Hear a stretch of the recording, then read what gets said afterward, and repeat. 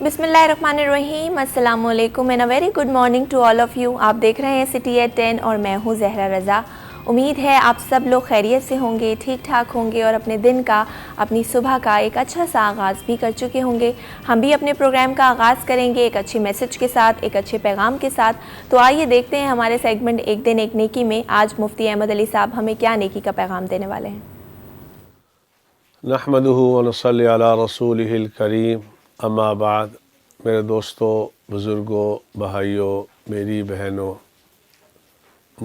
मरहूम के माल के साथ जो तीसरा हक़ मुताल्लिक़ होता है वो है वसीयत। और वसीयत 1/3 में नाफिज होती है, 1/3 में नाफिज होती है। और वसीयत वरसा के हक़ में नाफिजुल अमल नहीं होगी रसूल अकरम सल्लल्लाहु अलैहि वसल्लम की हदीस की वजह से, अला ला वसीयत लिवारिसिन। तो इसलिए मेरे भाइयों, मरहूम के माल के साथ सबसे पहले तजहीज़ व तकफ़ीन, फिर उसके बाद उसका कर्ज़ अदा किया जाएगा, फिर उसके बाद 1/3 में वसीयत नाफिज की जाएगी। वो वसीयत जो जायज़ हो, नाजायज़ वसीयत पे अमल नहीं किया जाएगा। अल्लाह रब्बुल आलमीन मुझे भी आपको भी इन अहकामात पर अमल करने की तौफ़ीक़ अता फ़रमाए। व आखिरु दावाना अनिल हम्दुलिल्लाहि रब्बिल आलमीन। आमीन सुम्मा आमीन। और चलते हैं आज की टॉप स्टोरीज़ पर नज़र डालते हैं कि आज प्रोग्राम के पहले हिस्से में हम किन मौज़ूआत के हवाले से बात करेंगे।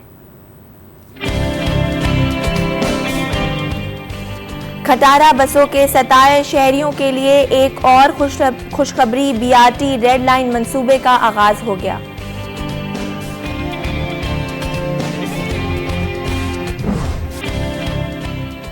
क्रिमिनल पुलिस अफसरान की तैनातियों पर आईजी सिंध को खरी खरी सुनने को मिल गई। जस्टिस आफ्ताब कहते हैं कत्ल में मुलव्वस एसएचओज भी ओहदे इंजॉय कर रहे हैं। मुल्क में बढ़ती हुई महंगाई के बायस लोगों का जीना मुश्किल हो गया। कराची के इलाके कोरंगी के रिहायशी मोहम्मद आदिल ने बेरोजगारी और घरेलू मसाइल से तंग आकर मौत को गले लगा लिया। कराची के नेशनल स्टेडियम में पाकिस्तान और ऑस्ट्रेलिया के दरमियान दूसरे टेस्ट मैच के 5वें रोज भी खेल जारी। बाबर आजम की सेंचुरी ने शायकीन क्रिकेट में जोश पैदा कर दिया। जी, ये तो थी आज की टॉप स्टोरीज़, इनको डिटेल में डिस्कस करेंगे। और स्टूडियो में इस वक्त हमें ज्वाइन कर चुके हैं हमारे सीनियर रिपोर्टर फैसल शकील साहब, उनको भी वेलकम करते हैं। अस्सलाम वालेकुम फैसल साहब। वालेकुम, कैसे हैं आप? अल्लाह का करम। बहुत शुक्रिया हमें वक्त देने के लिए। चलते हैं अपनी पहली स्टोरी की जानिब। आपको बताएं कि पब्लिक ट्रांसपोर्ट के सताए शहरियों के लिए बिला आखिर एक अच्छी खबर है। और अच्छी खबर ये है कि कई सालों से ताख़ीर का शिकार रेड लाइन मंसूबा बिला आखिर तामीराती मरहले में पहुंच गया है। पहले मरहले में मलीर हॉल से सफूरा चौक चौरंगी तक तामीराती काम शुरू किया जाएगा। दूसरे मरहले में सफूरा चौरंगी से यूनिवर्सिटी रोड और फिर नुमाइश चौरंगी तक काम मुकम्मल किया जाएगा। कहा जा रहा है कि इसमें 24 बस स्टॉप बनाए जाएंगे और 213 बसें चलेंगी। और कहा यह भी जा रहा है कि 2 साल में इस मंसूबे को जो है वो मुकम्मल कर लिया जाएगा। तो इस हवाले से बात करते हैं। जी फैसल साहब, 12 साल से ताख़ीर का शिकार ये मंसूबा बिला आखिर अब तामीराती मरहले में पहुंच चुका है। कहा जा रहा है 2 साल में मुकम्मल कर लिया जाएगा। लगता है आपको हो जाएगा? देखें, लगता तो नहीं है। वजह ये है कि हमारे पास जो प्रीवियस रिकॉर्ड है गवर्नमेंट का, उससे दिखते हैं कि ग्रीन लाइन कितने अरसे में बना और वो भी अभी अधूरा पड़ा है। ऑरेंज लाइन, येलो लाइन, अब ये रेड लाइन की बात कर रहे हैं। तो दुआ है कि ये वक्त में मुकम्मल हो जाए। लेकिन ये सिर्फ़ और सिर्फ इलेक्शन के वक्त हम देखते हैं कि इस तरह की सरगर्मियाँ नज़र आती हैं। और क्रेडिट लेने के लिए जो है वो ये स्टोन लगा दिए जाते हैं तरक्याती काम के। हमने ये शुरू किया था मंसूबा, जैसे कि ग्रीन लाइन मंसूबा जो है वो नवाज शरीफ क्रेडिट लेते हैं कि मैंने शुरू किया था। लेकिन वो कितने अरसे रहा और लोगों को कितना सफ़र करना पड़ा इस दौरान। अब ये दोबारा से ये शुरू हुआ है कि रेड लाइन अच्छी चीज़ है, बननी चाहिए, लोगों को सहूलत मैसर होगी। लेकिन इसमें सबसे ज़्यादा चीज़ इस बात की है फोकस करने की कि ये अपने वक्त पर कंप्लीट हो जाए। हाँ। इसको जो है वो ताख़िर और इल्तवा का शिकार ना हो, क्योंकि ये इल्तवा का शिकार तो होता है, लोगों को जहमत तो उठानी पड़ती है, उसके साथ साथ इसकी लागत और तखमीना जो है ना वो भी दुगना हो जाता है। हाँ। इसलिए कि जिस तरह की महंगाई बढ़ रही है, सरिया बढ़ रहा है और दूसरा तो फिर इस पे मज़ीद जो है वो एक मंसूबा जो वक्त पे भी नहीं मुकम्मल हो रहा, उसके बाद अगर इसको जो है वो मुकम्मल करते हैं, ये 2 साल बोल रहे हैं और अगर ये 8 साल या 6 साल में कंप्लीट करेंगे तो उस दौरान जो है पब्लिक को कितनी तकलीफ उठानी पड़ेगी। दूसरी तरफ पब्लिक के ही पैसों से जो कॉस्ट है वो डबल से ज़्यादा हो जाएगी और फिर जो है वो भी वैसा नहीं होगा। तो कोशिश यही करें, उम्मीद यही रखते हैं हम कि इस दफ़ा जो है वो शायद ये अपने वक्त पे मुकर्रर कर दे, लेकिन इनका प्रीवियस रिकॉर्ड तो ये कहता है कि ये 2 साल में नहीं होगा। दुआ है। हाँ, हम उम्मीद कर सकते हैं कि 2 साल में हो जाए, ताकि जो आवाम है जो इस वक्त एक बड़ी मुश्किलों में, एक ये मुश्किल ये भी है, वो है पब्लिक ट्रांसपोर्ट, जो सूरत हाल इस वक्त है। अच्छा, 13 सालों से सिंध में ऑब्वियसली पीपल्स पार्टी हुकूमत कर रही है, कोई एक अच्छा प्रोजेक्ट नहीं दिया ट्रांसपोर्ट के हवाले से। ऐलानात बड़े बड़े हुए, येलो लाइन, ऑरेंज लाइन, फिर रेड लाइन, लेकिन ये हमेशा बस इसकी अगर उसकी बात की जाए बजट की, तो अरबों रुपए इस पे कर्ज़ लिया जाता है एशियन डेवलपमेंट बैंक और दूसरे बैंक से। फिर वो मंसूबा 12 साल 13 साल ताख़ीर के बाद उसकी कॉस्ट कितनी डबल हो जाती है। कराची वालों के साथ ये अलमिया है कि यहाँ पर जो भी तरक्याती काम शुरू किया जाता है, एक तो किए नहीं जाते। जिस तरह से कराची वाले टैक्स जो देते हैं उसके मुताबिक यहाँ पर जो सहूलियात होती हैं वो ना सड़कें यहाँ सही है, ना ट्रांसपोर्ट का निज़ाम यहाँ सही है।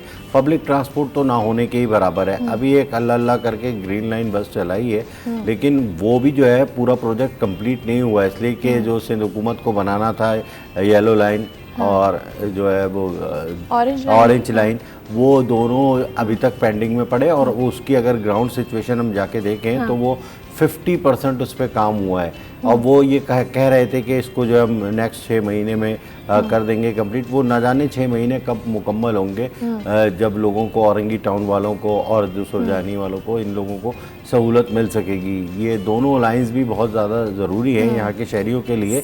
लेकिन इस सूरत हाल ये है कि हुकूमत जो है वो संजीदगी का मुजाहरा नहीं करती। पैसा भी आ जाता है, वर्ल्ड बैंक भी देती है, एशिया तरक्याती बैंक भी दे रहा है पैसा, सारी चीज़ें हैं, लेकिन यहाँ पर अगर नीयतें सही हो जाएं और मुखलिस हो जाए आवाम से ये हमारे सियासतदान, तो ये तमाम मसाइल हल हो सकते हैं। ऐसा नहीं है कि नहीं हो। अच्छा, ये भी बताइए शकील साहब कि कहा जा रहा है कि इस जो ये मंसूबा है 213 बसें इसमें चलेंगी, अगर ये 2 साल में मुकम्मल हो जाता है तो कितनी सफरी जो मुश्किलात हैं शहरियों की वो ख़त्म हो जाएंगी, और ये कौन कौन से रूट्स को कवर करेगा? देखिए, ये तो मैं सुनता चला आया हूँ और मतलब अब जो है बाल भी मेरे सफ़ेद हो गए कि इतनी बसें आएंगी, इतनी बसें आएंगी, इतनी बसें आ रही हैं इस महीने, तारीख़ पे तारीख़ देना। कभी नासिर शाह साहब तारीख़ देते हैं, कभी मुर्तज़ा वहाब साहब तारीख़ देते हैं, कभी सईद गनी साहब तारीख़ देते हैं। ये मुसलसल तारीख़ें दे रहे हैं कि इतनी बसें ऐड हो जाएंगी पब्लिक ट्रांसपोर्ट में, ये हो जाएगा, लेकिन वो बसें आ नहीं रही, पता नहीं कहाँ रुक गई हैं। उन बसों को क्यों नहीं लाया जा रहा? सबसे पहले तो सवाल ये है, आप बिल्कुल बेशक मंसूबे शुरू करें, आवाम को सहूलियात दें, और मैं देख रहा हूँ कि मुर्तज़ा वहाब संजीदा लग रहे हैं जिस तरीके से वो कोशिशें कर रहे हैं, और बरसात में हमने देखा उनका काम, वो मुखलिस हैं, वो काम करने की कोशिश कर रहे हैं, लेकिन यहाँ पे सिस्टम और जो माफिया बैठा हुआ है ना नीचे लेवल पे, वो उन्हें काम करने, एक तनहा इंसान जो है वो नहीं कर सकता, लेकिन उनकी कोशिशें जारी है। मैं आपको फिर भी यही कहूँगा कि ये तारीख़ें और ये बसों की तादाद सुन सुन के आवाम भी अब हंसने लगे हैं कि इतनी बसें आएंगी और हम देखेंगे सड़कों पे, और एक खुशखबरी और एक ख़बर बन जाती है मीडिया की जब वो अनाउंस करते हैं कि इतनी बसें आ रही है, ये आवाम के लिए खुशखबरी। तो भाई वो खुशखबरी पे अमल दरामद कब होगा? और जब भी ऐसा ज़्यादा होता है कि जब एक हुकूमत अपनी मुद्दत पूरी करने लगती है तो वो इस तरह के मंसूबे बिल्कुल हरे हरे दाग दिखाए जाते हैं। मैं बता रहा हूँ ना, वो आपको इतने ख्वाब दिखाए जाते हैं कि आपको खींचा जाता है अपनी तरफ कि आप जो है वो उन्हें वोट कास्ट कर दें। ये सिर्फ़ और सिर्फ इस तरह से करते हैं। ये मुखलिस होना, मैंने जैसे पहले आपको बताया कि होना ज़रूरी है। अरे वोट मिलता है नहीं मिलता, मेरा और आपका शहर है, आप भी यहीं रह रहे हैं, यहाँ की अगर सड़कें सही होंगी, यहाँ अगर पब्लिक ट्रांसपोर्ट होगी, असल दर्द तब होगा जब हमारे हुक्मरान इन बसों में सवार करेंगे। बिल्कुल सही है, जब वो छतों पे या दरवाज़ों पे लटकेंगे। ये गरीब आवाम, मैं और आप तो ये कर सकते हैं, लेकिन इनकी लैंड क्रूज़र और लेक्सेस और BMW गाड़ियाँ और जिनके आगे प्रोटोकॉल, इन्हें तो ना सड़क का पता चलता है कि वो किस हाल में है, इनकी लग्जरी गाड़ियाँ हैं, और ना ही ये पता चलता है कि आवाम किस तकलीफ़ में जो है वो अपना सफ़र तय करते हैं। लोगों की तो आधी ज़िंदगी सफ़र में ही तय हो जाती है। अगर यहाँ से कोरंगी से जाया जाए नाज़माबाद तो तकरीबन 1.5 से 2 घंटे लगेंगे। अगर आपको गाड़ी मिल जाती है तो 2 घंटे तो ये निकल गए आपकी ज़िंदगी से, माइनस हो गए जाने के, और 2 घंटे आने के। करते रहते हैं, चाहे वो इंग्लिश वाला सफ़र कहें या उर्दू वाला सफ़र। चलेंगे अपनी अगली स्टोरी की जानिब और आपको बताएं कि क्रिमिनल पुलिस अफसरान की पोस्टिंग पर IG सिंध को खरी खरी सुनने को मिल गई। जस्टिस आफ्ताब कहते हैं कि कत्ल में मुलव्वस SHOs हैं वो ओहदे इंजॉय कर रहे हैं, और ये भी उनका कहना है कि पुलिस कब्ज़ा ग्रुप में जो गरीबों का माल खा रहे हैं।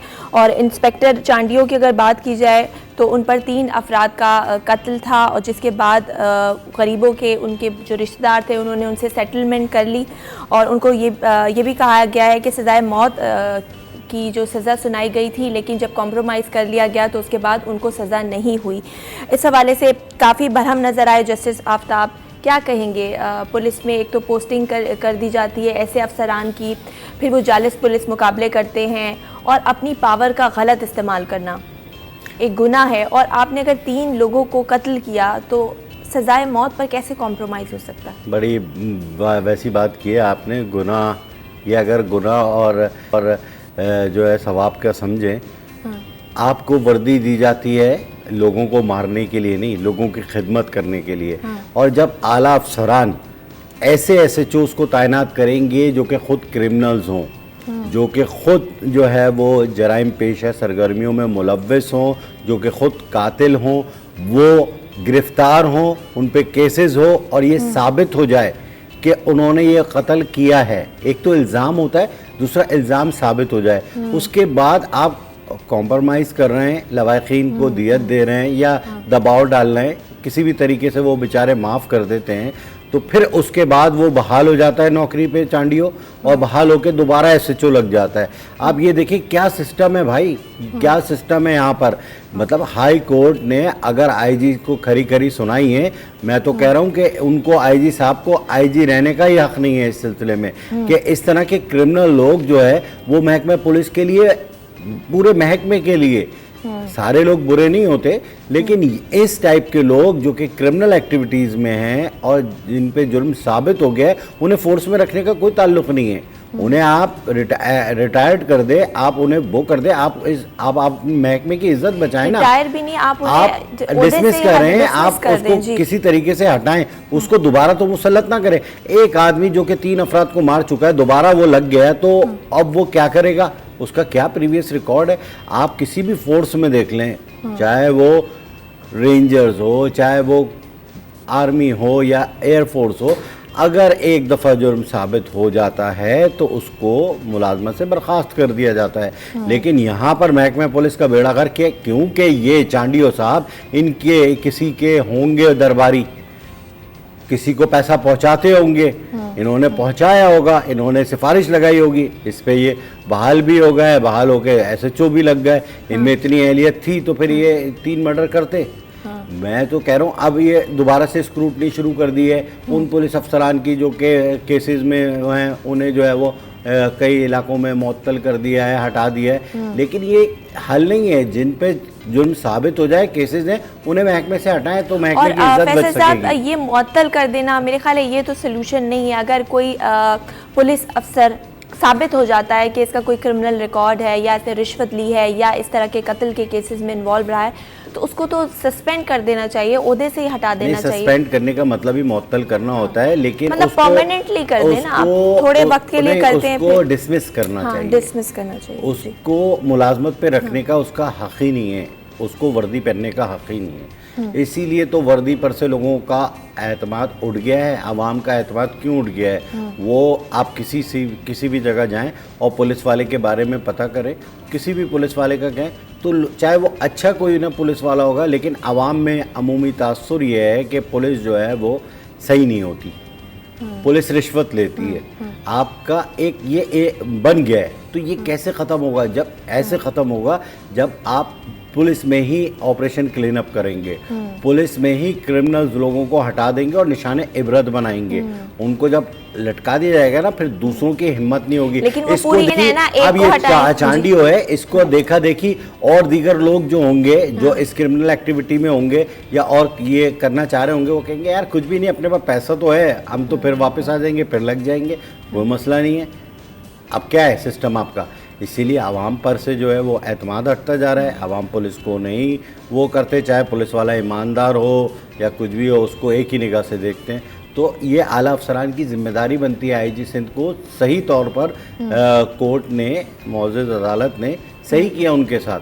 और ऐसे नहीं होना चाहिए।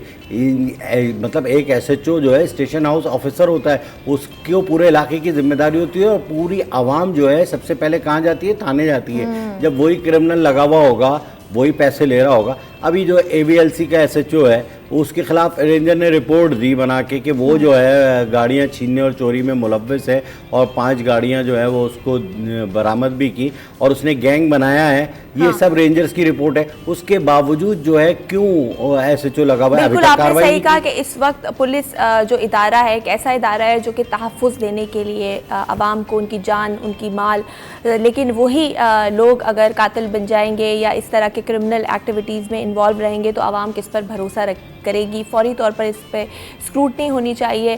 पुलिस में इस्लाहात की ज़रूरत है फौरी तौर पर। मज़ीद भी बात करेंगे, इसके बाद एक और स्टोरी इंक्लूड करेंगे, लेकिन फ़िलहाल वक्त हुआ है एक ब्रेक का। कहीं मत जाइए, देखते रहिए सिटी एट 10।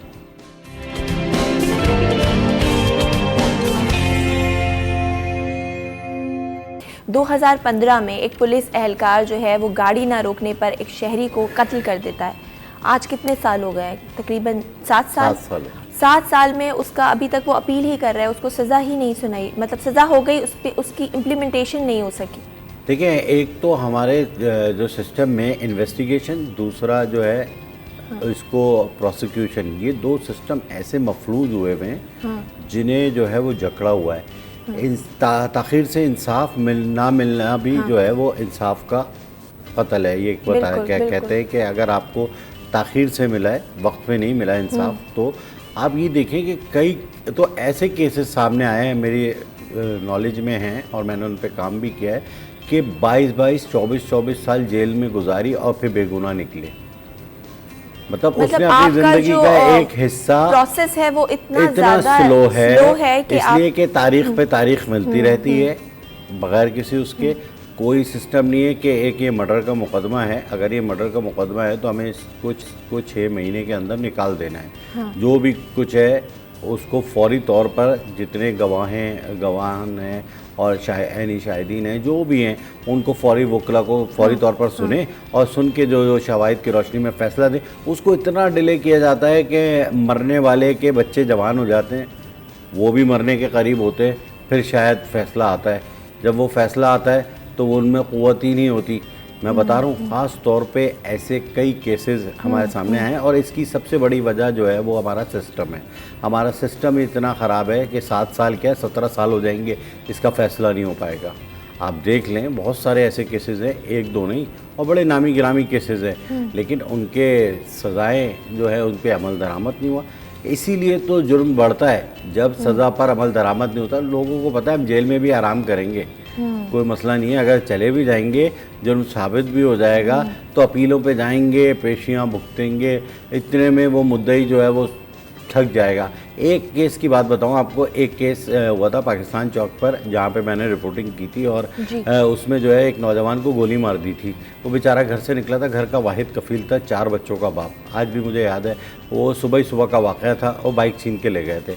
अच्छा, तो उसको जो गोली मारी थी उस वक्त जैसे ही हुआ था, मैं वहाँ करीब में था, अपने कैमरे के साथ पहुँच गया। लोगों ने एक जो है वो किलर को पकड़ लिया, वो पकड़ा गया था। अब वो पकड़ा गया, मैं भी वहाँ पहुँच गया था, कैमरा लेके हमने शूट वगैरह की, सारी चीज़ें वो हुई। उसने खुद एक्सेप्ट किया कि इस तरह से हुआ है। अब हमने ये पैकेज बनाया, चला दिया। उसके मामू, उसके आगे पीछे कोई नहीं था, बीवी और 4 बच्चे थे। उसके मामू ने केस किया, वो बंदा जेल में गया। वो बंदे को अभी तक सज़ा नहीं हुई है, उस मुलजिम को अभी तक सज़ा नहीं हुई है। उस पर ATC में मुझे गवाह के तौर पर बुलाया। मुझे याद नहीं था, इतने सालों बाद बुलाया कि मुझे याद नहीं था। फिर मुझे याद करना पड़ा कि मैं तो उस चैनल में था और उस चैनल में ये हुआ था। फिर मैंने उसका रिकॉर्ड निकाला और चेक किया, फिर मुझे तमाम वाक़या याद आया, हाँ ये चीज़ थी। मतलब फिर मुझे गवाही के इतना तो इतना डिले कर देते हैं कि आप भूल जाते हैं कि ये वाक़या कब हुआ था और कैसे हुआ था। बिल्कुल सही आपने कहा। चलेंगे अपनी अगली खबर की जानिब और आपको बताएंगे कि मुल्की महंगाई के सबब लोग जो हैं वो खुदकुशियाँ करने पर मजबूर हो गए हैं। कराची के इलाके कोरंगी के रिहायशी मोहम्मद आदिल ने बेरोज़गारी, गुर्बत, अफलास और घरेलू मसाइल से तंग आकर खुदकुशी कर ली है। ये कोई पहला केस नहीं है। अभी कुछ दिन पहले हमने देखा इसी तरह एक मॉल में एक बेरोज़गार आदमी ने मॉल से छलांग लगाकर तीसरी मंजिल से छलांग लगाकर खुदकुशी कर ली थी। इससे पहले एक और शख्स जो कि 6 महीने से बेरोज़गार था, उसने भी खुदकुशी कर ली थी। आए दिन इस तरह के वाक़यात बढ़ रहे हैं। क्या कहेंगे फैसल शकील साहब, जिस तरह के आजकल हालात हैं, एक गरीब इंसान तो गरीब से गरीब तर होता जा रहा है। मिडिल क्लास की बात करें तो उसका भी गुजारा करना मुश्किल हो गया। मिडिल क्लास लोअर से लोअर हो गई है, मिडिल क्लास नहीं रही है। एक आदमी अब गुजारा कर ही नहीं सकता अपनी हलाल और जायज़ तनख्वाह की रोशनी में। मैं बताऊँ आपको, अगर कैसे इतनी महंगाई कर दी है कि पेट्रोल भी महंगा, खाने पीने की अशिया भी महंगी, घर भी किराए का, और तनख्वाह में कोई ऐसा इजाफा नहीं। तो सूरत हाल ये है कि सबसे बड़ी वजह हुकूमत की पॉलिसियां हैं, जिसकी वजह से जो लोगों की क़ुव्वत ख़रीद है वो ख़त्म हो गई है। लोग बेरोज़गार, लोगों के पास रोज़गार नहीं है। अब उनकी जहनी कैफियत ये हो गई है कि वो अब मौत को ही अपना वाहिद हल समझते हैं। उन्हें कोई राह नहीं दिखती। ख़ुदकुशी कोई आराम से नहीं करता। ख़ुदकुशी करने वाले के दिलो दिमाग पर क्या होता है, इसलिए कि उसको सारे रास्ते बंद दिख रहे होते हैं। ये प्रोसेस बिल्कुल कई अरसे से होता है। वो बिल्कुल जब एग्जॉस्ट हो जाता है, उसको कोई रास्ता नहीं दिखता अपनी, फिर उसको ये दिखता है कि इस तमाम सूरत हाल से निजात मेरी ज़िंदगी है, तो वो इस तरह ले लेता है। और ये आप कल एक कह रही हैं, एक नहीं, कल मुख्तलिफ इलाकों में 3 खुदकुशियाँ रिपोर्ट हुई हैं। तो ऐसी खुदकुशियाँ रिपोर्ट हो रही हैं, डेली बेसिस पे हो रही हैं। कुछ मीडिया में आ जाती हैं, कुछ मीडिया में नहीं आती। लोग अपनी इज्जत बचाने के चक्कर में जो है उसको नहीं लाते कि हमारे ख़ानदान की और जो बचे हैं ज़िंदा उनकी बदनामी होगी, लोग क्या सोचेंगे, और तरह तरह की बातें बनेंगी।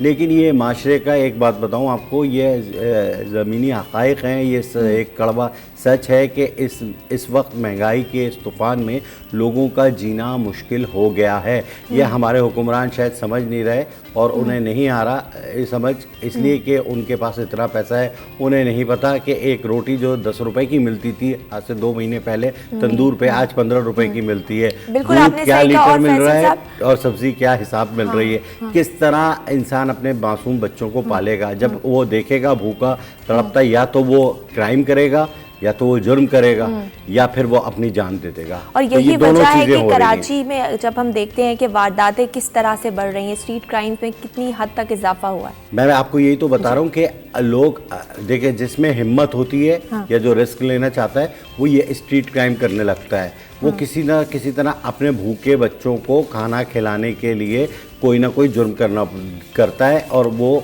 पकड़ा जाता है। या इसमें स्ट्रीट क्राइम में बेबस और मजबूर लोग होते हैं, या फिर मंशियात के आदी लोग होते हैं जिन्हें मंशियात चाहिए होती है। ये एक देखा गया है, ये एक रिसर्च है। लेकिन आपको बताऊं कि मौजूदा सूरत हाल ये है कि लोगों के बच्चे भूखे तड़प रहे हैं, बिलक रहे हैं, और वो जो है इस सिलसिले में कहीं रोज़गार नहीं मिल रहा, और रोज़गार मिल रहा है तो उससे अखराजात पूरे नहीं हो रहे हैं। यहाँ की बात करूँ, कोरंगी इंडस्ट्रियल एरिया में एक केस ऐसा पकड़ा गया कि वो दिन में मजदूरी करता था, काम करता था, और फिर शाम में जाके ना वारदातें करता था। बोला क्यों नहीं हो रहा, ये इन्वेस्टिगेशन है कोरंगी पुलिस की, आप जाके पता कर ले, निकाल लें। बोला वो भाई गुजारा नहीं होता था, अब मैं क्या करूँ, ओवर टाइम नहीं मिलता था, तो अब ये होता था, तो फिर मैं जाके जो 1-2 मोबाइल छीन लेता था। मजबूर हो गए इस तरह के गुनाह की तरफ, जो जिस तरह राग़िब हो रहे हैं। मज़ीद बात करेंगे, लेकिन थोड़ा एक ब्रेक का, कहीं मत जाइए, मिलते हैं एक छोटी सी ब्रेक के बाद।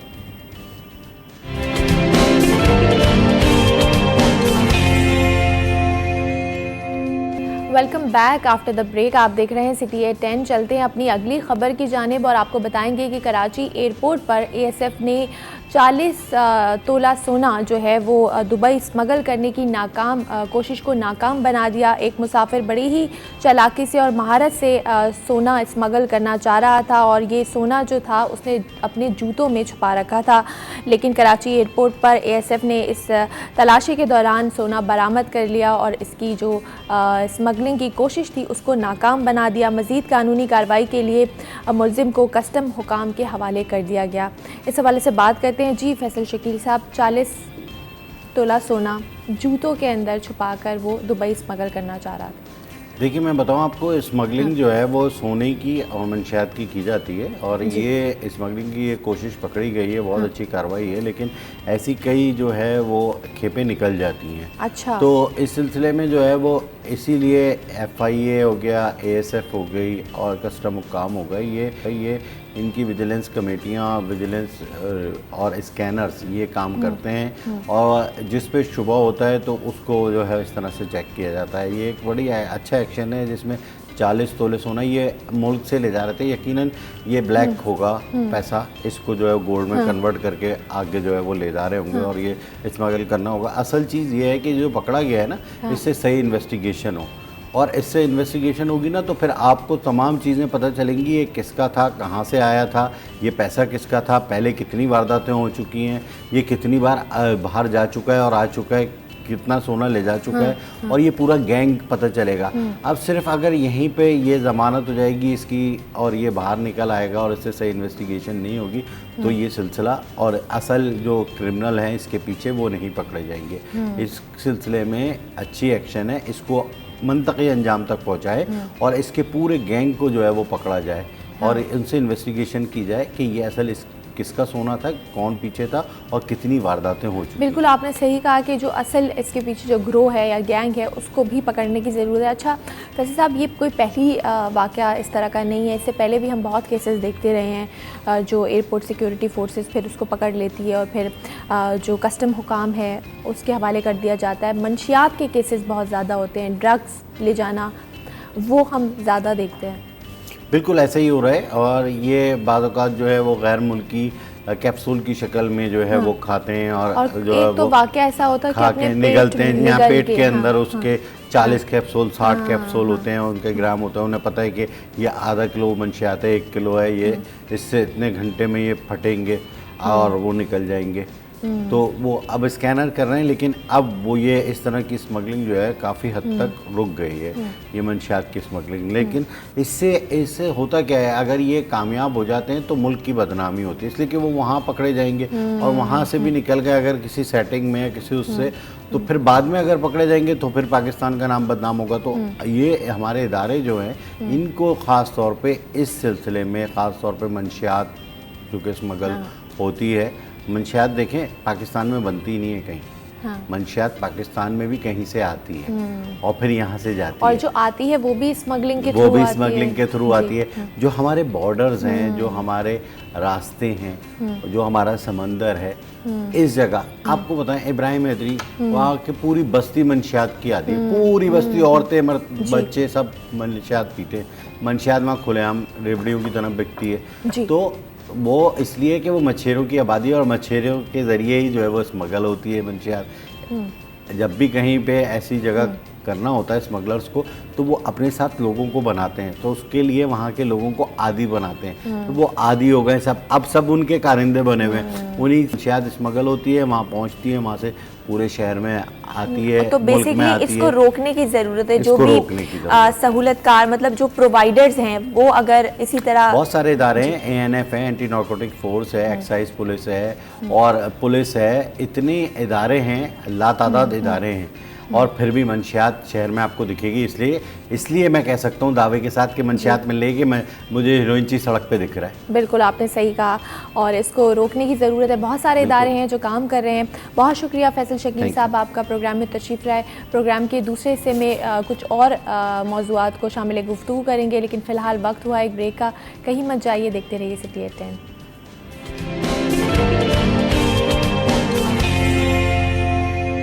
चलते हैं अपने अगले सेगमेंट और जानते हैं वेदर अपडेट्स। हमारी नुमाइंदा हमारी रिपोर्टर रबिया खान हमारे साथ मौजूद हैं। जी रबिया, बताइएगा इस वक्त कराची का मौसम कैसा है और गर्मी की जो शिद्दत है उसमें कितना इजाफा हुआ है? शहर के अगर मौसम की बात करें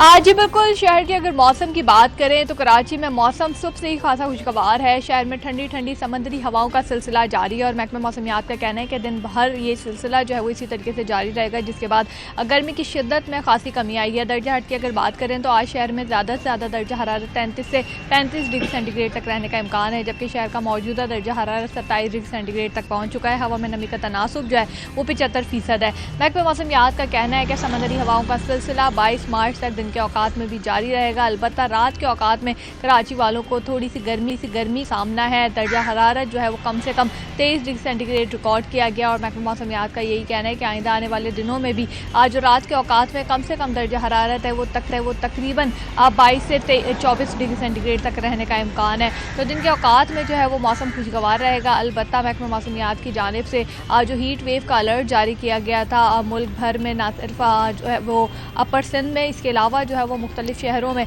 हीट वेव का ख़तरा है, तो उससे भी कराची जो है वो बच गया है और कराची में हीट वेव का किसी किस्म का कोई ख़तरा नहीं है। 22 मार्च तक समुद्री हवाओं के बायस जो है वो मौसम ठीक है, बहुत शुक्रिया रन हमारे साथ मौजूद थी जो कि अपडेट कर रही थी वेदर के हवाले से।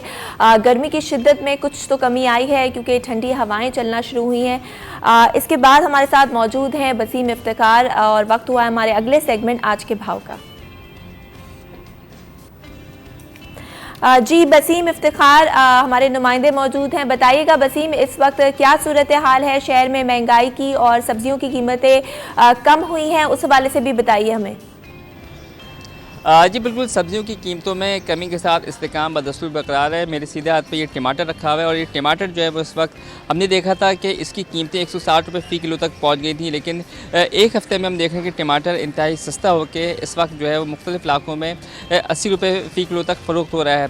इसकी साथ साथ अगर बात करें मटर, जो कि मटर और गाजर की काश मौसम सरमा में होती है, तो मटर और गाजर की कीमतों में भी हम कमी देख रहे हैं। गाजर कल तक हमने देखा था कि 20 रुपये इजाफे से 100 रुपये फ़ी किलो पर पहुँच गई थी, लेकिन अब जो है वो वापस से सस्ती होकर 80 रुपये फ़ी किलो पर आ गई है। इसी तरीके से मटर हमने देखा था कि 200 रुपये फ़ी किलो तक पहुंच गया था, अब हम देख रहे हैं कि वो भी जो है सस्ता होकर 120 रुपये फ़ी किलो पर आ गया है। इसी तरीके से भिंडी भी हम देख रहे थे कि भिंडी रोज़ाना जो है वो पकाई जाती है, लोग शौक से खाते हैं, लेकिन भिंडी भी अब हम देख रहे हैं कि सस्ती हो गई है और 40 रुपये सस्ती होने के बाद 200 रुपये फ़ी किलो पर बरस जमान है। लौकी की कीमतों में भी इजाफा था, तुरई की कीमतों में भी इजाफा था, लेकिन ये और इसके साथ साथ फूल गोभी और बंद गोभी उसकी कीमतों में भी इजाफा था। ताहम अब ये सब्जियां भी जो है सप्लाई और डिमांड जो है वो बेहतर होने के नतीजे में इनकी कीमतों में भी कमी वाक़ई हुई है। 80 रुपये के करीब जो है वो लौकी मिल रही है और इसी तरीके से फूल गोभी और बंद गोभी है वो भी 120 रुपये फ़ी किलो तक फ़रोख्त है। और इसी के साथ अगर हम बात करें पालक की और शलजम चुकंदर, तो इनकी कीमतों में भी कमी के साथ इस्तेकाम बदसूर बरकरार है, लेकिन सरकारी कीमतों में आमद कहीं नज़र नहीं आता। हमारे शहरियों से बात हुई, शहरियों का कहना है कि इस वक्त सब्जियों की जो कीमतें कम हुई हैं, लेकिन इतनी भी कम नहीं हो सकी हैं कि वो उनकी क़ुव्वत ख़रीद में बआसानी आ सके। शहरी महंगाई की वजह से इतने तंग हो चुके हैं कि उनका कहना है कि वो सब्ज़ी ख़रीदें या फिर जहर ख़रीदें, क्योंकि महंगाई के इस दौर में उनके लिए अशिया ज़रूरी ख़रीदना इंतहाई मुश्किल हो चुका है। जी ठीक है, बहुत शुक्रिया इफ्तिखार, हमारे नुमाइंदे मौजूद थे जो कि अपडेट कर रहे थे सब्जियों की कीमतों के हवाले से। सब्जियों की कीमतों में तो कमी आई है, लेकिन अभी भी शहरियों का ये कहना है कि चीज़ें उनकी ख़रीद से बाहर हैं क्योंकि महंगाई का आलम ये है। मज़ीद बात करेंगे, एक और अहम मौजू शामिल गुफ्तगू करेंगे, लेकिन इस ब्रेक के बाद कहीं मत जाइए, देखते रहिए सिटी 10।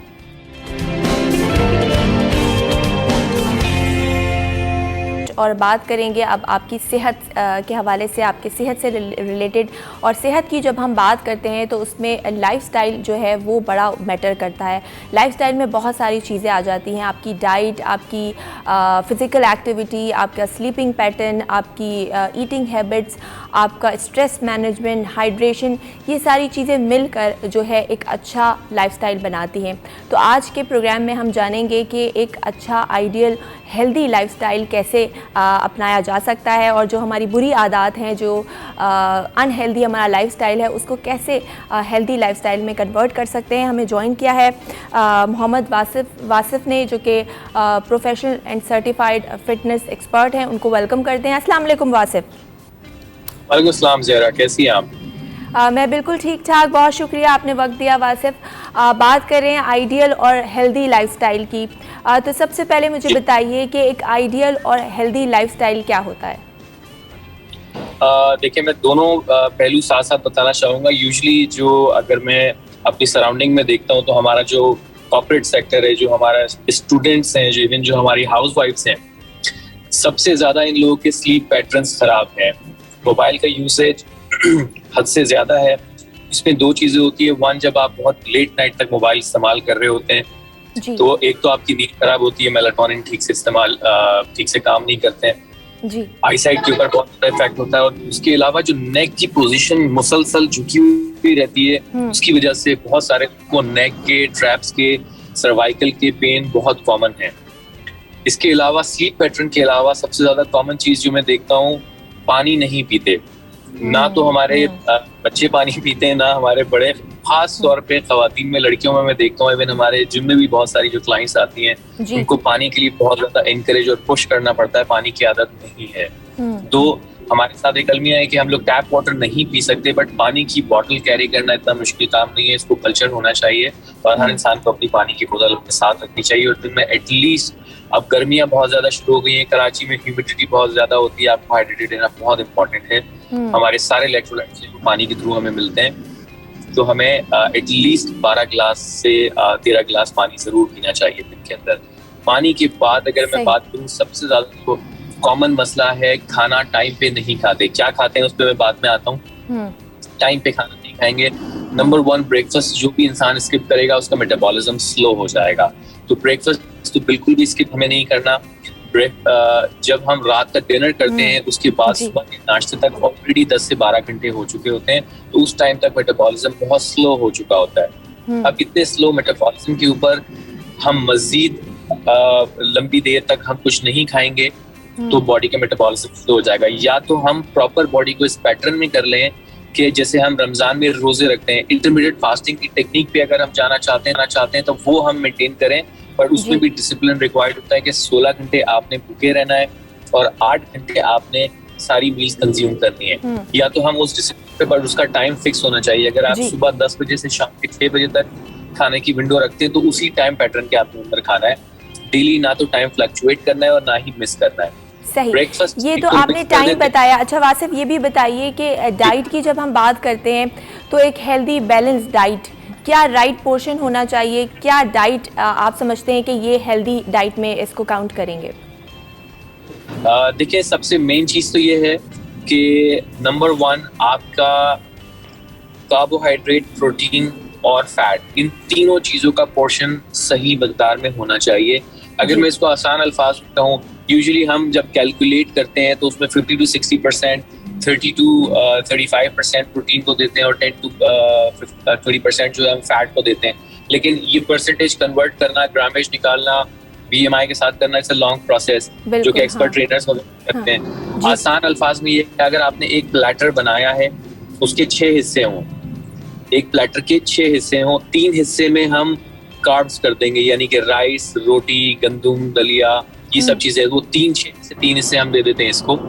2 हिस्से हम दे देते हैं मीट्स के पोर्शन को, यानी कि प्रोटीन को। उसमें गोश्त हो, कीमा हो, चिकन हो, बीफ हो, या कोई भी आपकी चॉइस का गोश्त बना हुआ हो। और लास्ट पोर्शन जो सबसे छोटा बचता है उसको हम फैट के साथ कहते हैं फाइबर, फैट एंड फाइबर।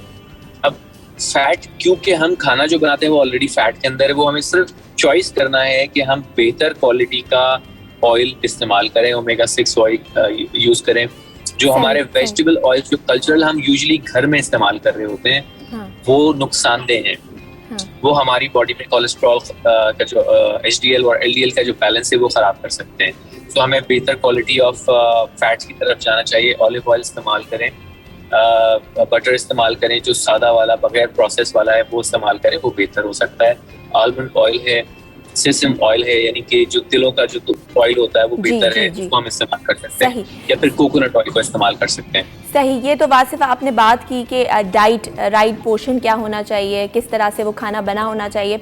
अगर हम राइट पोर्शन ले रहे हैं लेकिन हमारी टाइमिंग सही नहीं है, जैसे कि फॉर एग्जांपल मैं बात करूं कि लोग सुबह उठते हैं, सुबह तो नहीं दोपहर में उठते हैं और फिर वो ब्रेकफास्ट दोपहर में करते हैं, शाम में उनका लंच होता है और फिर लेट नाइट डिनर्स कर रहे होते हैं, तो ये स्केड्यूल, ये आदत कितना नुकसान पहुँचा सकती है?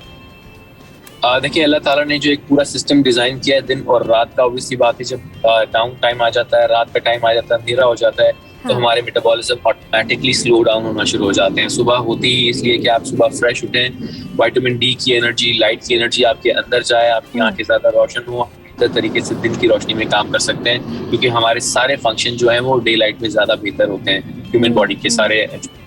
सो आइडियली हमारा फूड सिस्टम भी, फूड साइकिल भी इसी तरह होना चाहिए कि हम अर्ली मॉर्निंग या राइट टाइम के ऊपर उठें, ब्रेकफास्ट करें और अपनी बॉडी को मैक्सिमम यूटिलाइज करें।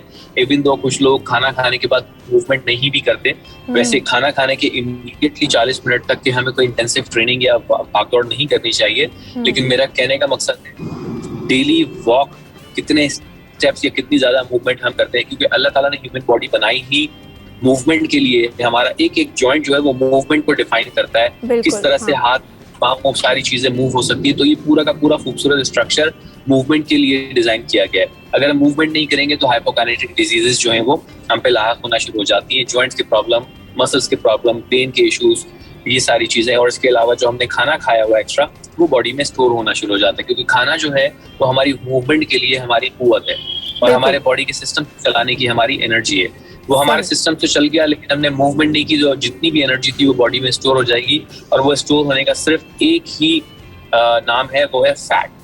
तो वो जितना भी हम एक्स्ट्रा खा लेंगे, भले वो 10 कैलोरी हो कि वो 1000 कैलोरी, वो फैट बन के बॉडी में स्टोर हो जाएगी। सही, तो ये तो थी डाइट की बात। एक्सरसाइज का भी आपने जिक्र किया। अच्छा, एक्सरसाइज की अगर मैं बात करूं तो रोज़ाना एक आदमी को, क्योंकि अनफॉर्चुनेटली हम लोग खाते हैं, हम सोते हैं, हम सारे काम करते हैं, लेकिन एक्सरसाइज को अपनी रूटीन का हिस्सा नहीं बनाते। जैसे कि आपने अभी कहा कि हमारे जितने जॉइंट्स हैं वो बने ही इसलिए हैं कि वो उसमें मूवमेंट हो। क्या आप सजेस्ट करेंगे कि मिनिमम कितनी वॉक करनी चाहिए, कितने मिनट्स वॉक करनी चाहिए? देखिए, टाइमिंग अगर कोई ना भी फॉलो करे, वैसे यूजुअली जो है कार्डियो ट्रेनिंग के दो मकसद है। वन, आपकी हार्ट कंडीशनिंग, कि आपका हार्ट बेहतर तरीके से काम करे। नंबर 2, आपकी बॉडी में जो एक्स्ट्रा फैट्स हैं उसको खत्म करें, क्योंकि जब भी हम कार्डियो ट्रेनिंग करते हैं हमारी बॉडी फैट को एज अ एनर्जी सोर्स इस्तेमाल करती है। मिनिमम 20 मिनट और तकरीबन आइडियली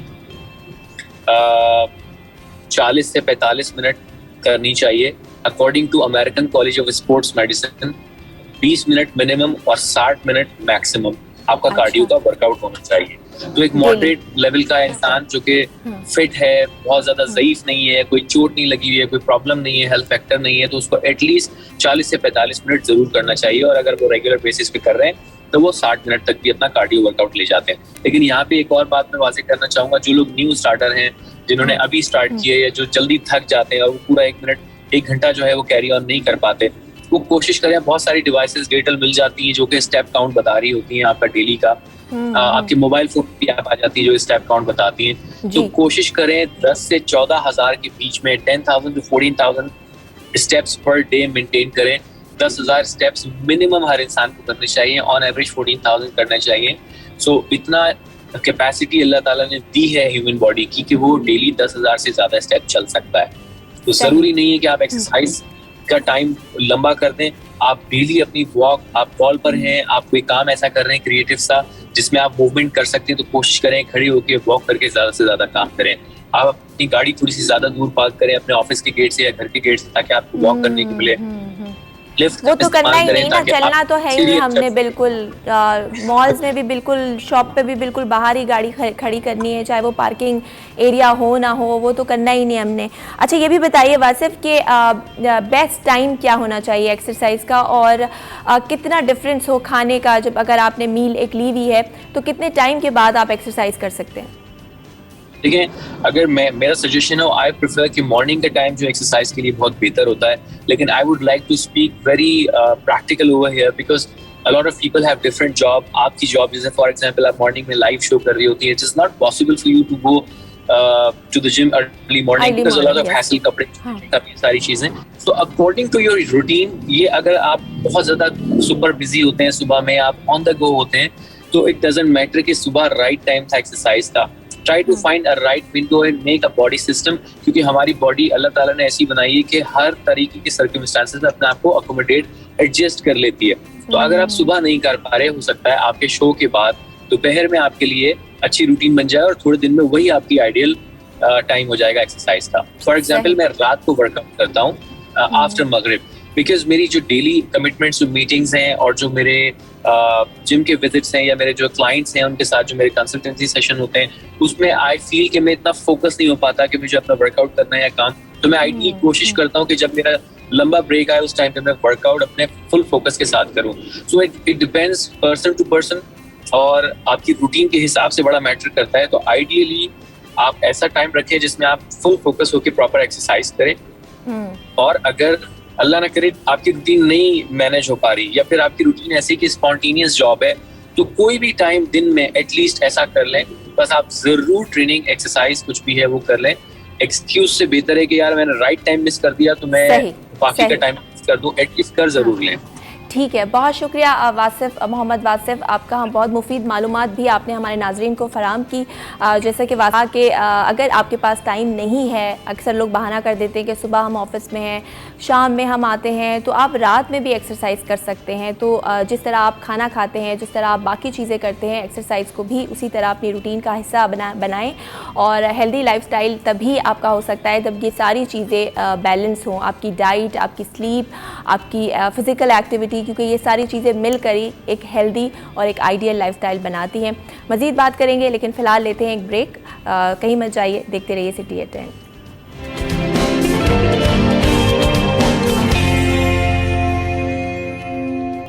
जी वेलकम बैक। एक ब्रेक के बाद आपको खुशामदीद करते हैं सिटी एट 10 में, और अब बात करेंगे एक बहुत ही अहम मौजू के हवाले से।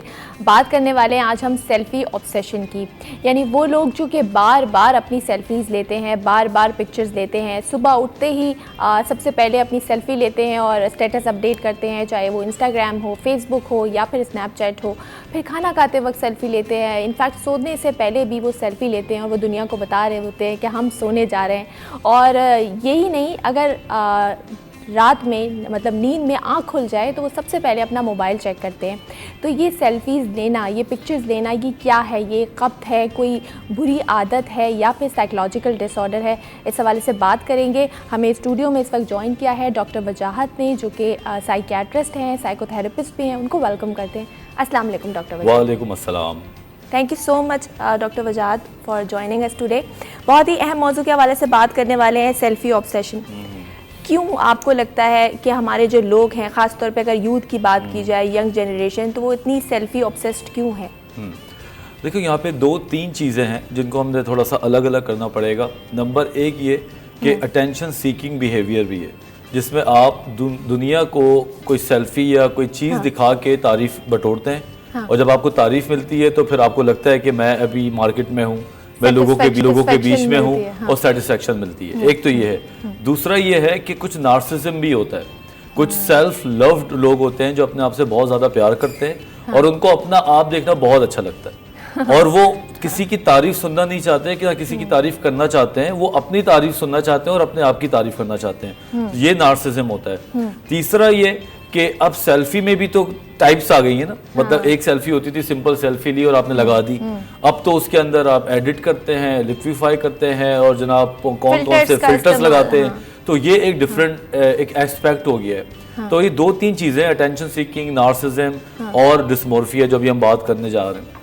तो ये आप इसको साइकोलॉजिकल डिसऑर्डर में ही कंसीडर करेंगे कि जो आपने अभी कहा कि सेल्फी डिस्मॉर्फिया या बॉडी डिस्मॉर्फिया, जिसकी तरफ ये लोग चले जाते हैं। हाँ, अगर इंसान अपने आप को चाहता है कि मैं खूबसूरत नज़र आऊँ और ये अपने वो थोड़े बहुत पेवनकारी कराता है और वो एंजाइटी का शिकार नहीं है, ठीक है ना। की फैक्टर ये है कि अगर मैं चाहता हूँ कि मैं अच्छा लगूं और उसमें मैं एंजाइटी में नहीं जा रहा, मैं उसमें ऑब्सेशन में नहीं जा रहा, तो ये एक नॉर्मल बिहेवियर है कि ठीक है भाई, मैं अच्छा लगना चाहता हूँ, दुनिया हमेशा से ऐसा करती रही है। लेकिन अगर आप अच्छा लगने की कोशिश कर रहे हैं और साथ साथ आप एंशियस भी हैं, आपको एक स्ट्रेस है और आप बार बार एक काम को करना चाह रहे हैं, जिस तरह आप बोटॉक्स कराते हैं लोग, बार बार कराते हैं और उस चक्कर में चेहरे का बेड़ा गर्क कर लेते हैं, इतना बड़ा मुंह, पकौड़े जितना मुंह हो जाता है, लेकिन सेटिस्फेक्शन नहीं मिल रही होती।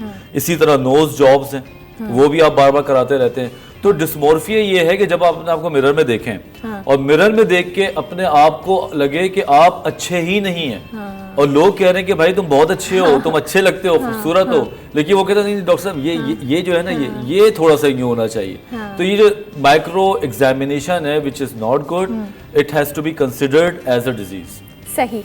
और आजकल मकसद भी ये हो गया ना, आपने जैसे कहा अच्छा लगना हर कोई चाहता है, और अच्छे लगने के लिए अगर हम फिल्टर का इस्तेमाल कर रहे हैं या थोड़ी बहुत एडिट कर रहे हैं तो इट्स ओके, लेकिन taking too many selfies and getting 1000 likes, ये अगर आपका एम बन जाए रोज़ाना, तो ये तो एक फिर बीमारी इसको कहेंगे। अच्छा, मैं एक रिसर्च पढ़ रही थी, ये जो प्लास्टिक सर्जन्स हैं उनका ये कहना था कि हमारे पास बहुत सारे क्लाइंट्स ऐसे आते हैं, पेशेंट्स आते हैं, स्पेशली वो यूथ की बात कर रहे थे, वो बाकायदा फ़िल्टर्स लेकर आते हैं कि हमारी आंखें ऐसी हो जाएं, हमारी नाक ऐसी हो जाए, और इस चक्कर में वो पूरा अपना जो शक्ल है वो बिगाड़ लेते हैं। बिल्कुल, इसमें मेरे भी प्लास्टिक सर्जन बहुत दोस्त हैं। अभी मेरी सर्जरी हुई थी तो मैं इस सिलसिले में 2-3 सर्जन से मिला। तो इसलिए सर्जरी नहीं कराई? नहीं, मैंने इसलिए नहीं कराई थी, मेरे नाक की हड्डी बढ़ी हुई थी। अच्छा। और जब काफ़ी पेनफुल सर्जरी होती है, भाई अल्लाह माफ़ करे। अच्छा। लेकिन 2-3 सर्जन से मैं मिला। आप यकीन करें, सैफुल्ला बड़ा अच्छा सर्जन है जिसने मेरी सर्जरी की।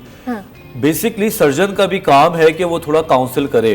अगर कोई पेशेंट साइकेट्रिक कोमॉर्बिड के साथ आता है, उसको लगता है, तो सर्जन ने इतनी तो रोटेशन की हुई होती है साइकेट्री में भी कि वो बता सकते हैं कि भाई तुम्हें सर्जरी की जरूरत नहीं, तुम्हें साइकेट्रिस्ट की जरूरत है। ठीक, लेकिन हमारे सर्जन भी माशाल्लाह हैं, वो कहते हैं ठीक है बकरा आ गया है, बकरे को लिटा दो, हाँ जो आ रहा है जैसा आ रहा है पैसा तो बनाए, विच इज नॉट गुड। डॉक्टरी इसीलिए नोबल होती है कि इसमें आपने नो भी करना होता है और बड़ा डिग्निटी के साथ चीज़ों को देखना पड़ता है, वो हम नहीं कर पा रहे होते। ये बिल्कुल आपने सही कहा। अच्छा, एक तो ये हम सेल्फी ऑब्सेशन की बात करें, दूसरा फ़िल्टर्स की बात करें कि इतने फ़िल्टर्स, मतलब कि आपको क्या अपना आप अच्छा नहीं लगता? स्किन क्लीन, आपकी आइज़ बड़ी, पम्प, लिप्स जो हैं वो बड़े, नाक ऐसी खड़ी, मतलब बिल्कुल आप अपना आप ही चेंज कर लेते हैं, और जब आपको कोई रियल लाइफ में मिलता है, पिक्चर्स आपकी इतनी डिफरेंट होती है, तो वो तो धोखा खा जाता है। ये मैं धोखे खा चुका हूँ, मैं आपको बताऊँ बड़े मजे से। कुछ अरसे पहले नहीं, शादी से पहले, मतलब शादी से पहले मैं किसी को इन्फेचुएशन का शिकार हुआ। मैंने कहा बड़ी अच्छी शक्ल है यार ये तो, और मेरी बातचीत स्टार्ट हुई और मैंने कहा चलो मिलते हैं। मिलने गया तो यकीन करो मैंने उससे छूटते ही पूछा वो किधर है। कहती कौन? मैंने कहा वो फला जिसे, कहती वो मैं ही हूँ। अब आप यकीन करें ज़हरा, मुझे इतनी हैरत हुई, ना वो वेट, ना वो शक्ल, ना वो कॉम्प्लेक्शन, ऊपर से इतना मतलब हैबतनाक फेस। मुझे तो बड़ा डिसअपॉइंटमेंट हुई और मैंने 10 मिनट के बाद वहाँ से रफू चक्कर हुआ। मैंने कहा थैंक यू बहन जी, बहुत अच्छा लगा आपसे मिलके। देखिए ऐसा भी होता है लाइफ में। क्यों नहीं होगा? देखो ना, बात ये आप एक चीज है ही नहीं वो दिखा रहे हैं, ठीक है ना। आप कहते हैं कि मैं डॉक्टर हूं और आप डॉक्टर नहीं है, तो कैसा लगेगा? ठीक है ना। इसी तरह आप इतने मोटे हैं और आप अपने आप को इतना करके दिखा रहे हैं, या चेहरे को लव शेप आजकल चल गया है। आजकल तो कुछ एप्लीकेशन ऐसी आ गई हैं, फिल्टर्स की तो अलग बात है, बॉडी भी पूरी कंटूर हो जाती है। तो जब जाहिर है जब रियल में देखते हैं तो आप जैसे ही फिर एक्सपीरियंस बिल्कुल ऐसा ही होता है। और बड़ी डिसअपॉइंटमेंट होती है। इंसान आज से कुछ अर्सा पहले इंसान की ज़ात से भी मोहब्बत हुआ करती थी। आप लोगों से मिलते थे, आप बात करते थे, आपका कम्युनिकेशन स्किल्स पे आप इंस्पायर्ड होते थे, बैठने उठने पे, तालीम पे। वो लोग पे काम नहीं करते अब उन चीज़ों पे। काम ये होता है कि बस मेरे शक्ल पतली हो जाए, और मैं जब मिलने जाऊं तो फिर वो रियल में पतली नहीं होगी। प्रॉब्लम ये है कि गुज़श्ता 10 सालों में मैं कोई 10 साल से साइकेट्री में काम कर रहा हूँ। 10 सालों में लोगों ने पसंद करने के मयार को खुद ही तब्दील कर दिया कि बस मैं अच्छा लग जाऊं, अच्छा लग जाऊं। लेकिन जब आप उनसे मिलते हैं तो वो ना वॉक कर रहे होते हैं, ना वो अच्छी तरह खा पी रहे होते हैं, देर से सोते हैं, देर से उठते हैं, चेहरे के नीचे आई बैग्स होते हैं, शक्ल पे उनके हल्के पड़े हुए होते हैं, और फिर वो फिल्टर से छुपाते हैं। आप वही चीज छुपाते हैं ना जो बदसूरत है। Why don't you be a beautiful person in real life? उसके लिए मेहनत चाहिए। चीजों पर काम करें जिससे आपकी स्किन अच्छी हो, ग्लो करे, आपका वेट आप अच्छा मेंटेन करें, एक्सरसाइज करें। अच्छा, ये जो चीज़ है ये कहाँ पर लेकर जा रही है अगर इसका एंड हम देखें, क्योंकि ये तो एक ऐसा चीज़ है कि ऐसी बुरी आदत है कि आपको दूसरे आप ना इससे सोशलाइज कर सकते हैं, आप सारा दिन मोबाइल में लगे रहते हैं। और कुछ लोगों का मैंने ऐसे देखा है वो इतने नार्सिसिस्ट होते हैं, जैसे आपने एक एक्सपीरियंस शेयर किया, मेरा भी एक ऐसा एक्सपीरियंस है, इतना नार्सिसिज्म की इंतहा कि पूरा दिन जो मकसद है आपकी ज़िंदगी का वो आपका इंस्टाग्राम है और पिक्चर्स अपडेट करना है एडिट कर कर। तो ऐसे लोग दूसरे लोगों के लिए भी कितने नुकसानदेह हो सकते हैं अगर रिलेशनशिप की बात की जाए। बिल्कुल, यहीं से मैं बात निकालूंगा। एक ज़माने में कहते थे जो कुछ नहीं करता वो कमाल करता है। अच्छा। अब कहते हैं जो कुछ नहीं करता वो सोशल मीडिया करता रहता है। बेसिकली अगर आप रियल लाइफ में काम नहीं कर रहे, आपको लगता है कि आप कहीं कमी बेशी का शिकार है, तो साइकोलॉजिकली उसको कंपनसेट करते हैं, ठीक। और उसको कंपनसेट करने के लिए आप सोशल मीडिया पे ओखी हरकतें करते हैं, बिला वजह की ऐसी बातें करते हैं जो आपको तो शायद अच्छी लगती है, लेकिन दूसरा आदमी बड़ी जल्दी जज करता है। खुद की पिक्चर लगा देना सुबह, ये दिखाना कि मैं इतना काम कर रहा हूँ, भाई क्या जरूरत है, अंधे थोड़ी है लोग। या ब्रेकफास्ट की पिक्चर लगाना, या मतलब ब्रेकफास्ट तो सभी करते हैं। बहुत गरीब स्टाइल है ये, टू बी वेरी ऑनेस्ट ज़रा। ये नाश्ते की पिक्चर लगाना, ये तो मेरा सवाल है आप लोगों से कि भाई अगर तुम कुछ खा रहे हो तो हमें क्यों दिखाते हो कि मैं ये खा रहा हूँ, गुड मॉर्निंग, लवली वाइब्स। ये क्या है ये, मतलब क्या कभी खाना खाया ही नहीं अच्छा? और अगर खाया है तो क्या पहली बार खाया है जो इतना दिखा रहे हैं? हाँ। जो लोग बचपन से अच्छा काम कर रहे हैं, जो लोग काम करने के आदी हैं, क्या कभी आपने देखा है कि वो पिक्चर लगा लगा के खाने खाते? और वाकई जो लोग कुछ अचीव कर रहे होते हैं वो इस तरह दिखाते नहीं हैं, उनका काम दिखता है, उनके काम से दिखता है कि नहीं ये हैं हार्ड वर्किंग और ये लोग काम कर रहे हैं। बिल्कुल, एक ज़माना था जब ना सोशल मीडिया था ना कुछ था। शुक्र हम उस ज़माने में नहीं है, वरना स्ट्रगल ज़्यादा करनी पड़ती। लेकिन यस, लोग उस वक्त भी तो काम करते थे ना। अभी जो चीज़ हो गई है वो हो गई है बहुत ज्यादा दिखा के दूसरे वाले को बावर कराना। पहले ये होता था कि पहले लोग अपना काम करते थे, काम करके लोगों तक पहुंचते थे और फिर लोगों की तारीफ करते थे। पहले लोग जबरदस्ती, अब के लोग जबरदस्ती तारीफ करवाते हैं। और नार्सिसिस्ट लोग तो आपको पता ही है, उनको तो जब तक तारीफ ना मिले, बल्कि अगर उनको कोई इग्नोर करते तो उनको एंजाइटी हो जाती है। तो वो एक और पिक्चर लगा देंगे या लोगों में वो अपने आप को ज्यादा से ज्यादा अटेंड कराने की कोशिश करते हैं, फन करते हैं। बेसिकली आप इसको अटेंशन सीकिंग बिहेवियर में कंसीडर करेंगे? या सम सॉर्ट ऑफ। अगर आप सेल्फी लेके लाइकनेस लेना चाह रहे हैं तो दिस इज अटेंशन सीकर। अगर आप अनयूजुअल फिल्टर्स लगा रहे हैं तो दिस इज डिसमॉर्फिक इशू, क्योंकि आप अपने चेहरे से मुतमईन नहीं है, जो कि अच्छा चेहरा है, लेकिन आपने वो फीका चेहरा नहीं देखना है क्योंकि फिल्टर्स आपको वक्ती तौर पे एनहांस कर देते हैं।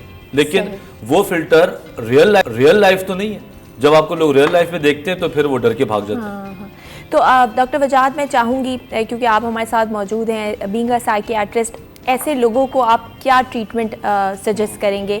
किस तरह से वो ये जो एक खपत उनके दिमाग में पैदा हो गया है, किस तरह से वो, ज़ाहिर है फौरी तौर पर तो ये, क्योंकि ये भी एक एडिक्शन है, फौरी तौर पर तो नहीं, तो क्या स्टेप बाय स्टेप वो क्या ऐसी चीज़ें करें जो ये चीज़, इस चीज़ में कमी आए? बिल्कुल, इसमें सबसे पहले तो ये चाहिए कि आप अपनी एज के हिसाब से कुछ काम कर रहे हो जो प्रोडक्टिव हो। जैसे कि 12 साल का बच्चा ओ लेवल्स ए लेवल्स में होता है तो वो मुतमईन होता है। इसी तरह बच्चा जब 22-21 साल का होता है तो वो कॉलेज लाइफ में चला जाता है। फिर वो यूनिवर्सिटी, कोचिंग सेंटर्स और जिम, या तो छोटी मोटी दोस्ती यारी, ये है एज का स्लॉट। फिर एक टाइम आता है आपको कहा जाता है कि शादी कर लो, फिर आप बाप बन जाते हैं, माँ बन जाते हैं।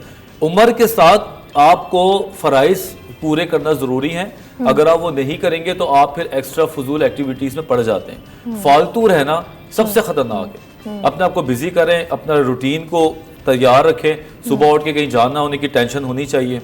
अब आप देखें ना, कितने हज़ारों लोग हैं जो कुछ नहीं कर रहे, घर लेटे हुए बस ठक, यूँ करा, यूँ किया, 2 मिनट के बाद नई पिक्चर।